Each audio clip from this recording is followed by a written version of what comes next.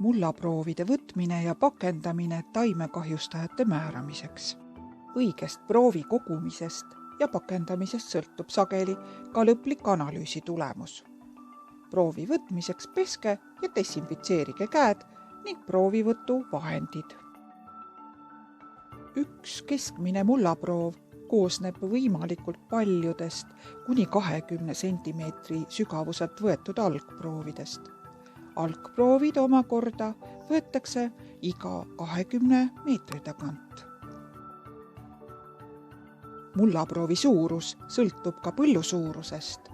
1 hektari kohta peab võtma 400 milliliitrit mulda.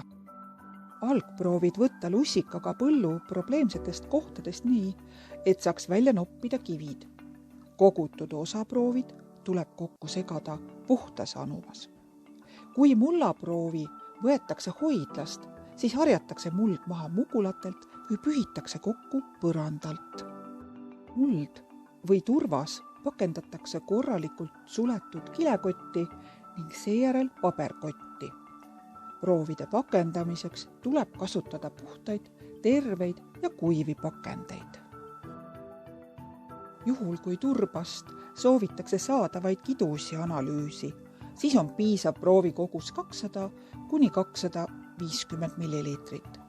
Kui aga soovitakse samast proovist veel teisigi analüüse, siis on turba proovi suuruseks 1000 milliliitrit. Laborisse saadetud pildimaterjal ja kahjustuse kirjeldus aitab õige analüüsimeetodi valikule kaasa. Samas ainult pildimaterjali põhjal labor diagnoosi ei pane. Proovi võtmise juhendid leiate Põllumajandusuuringute Keskuse veebilehelt.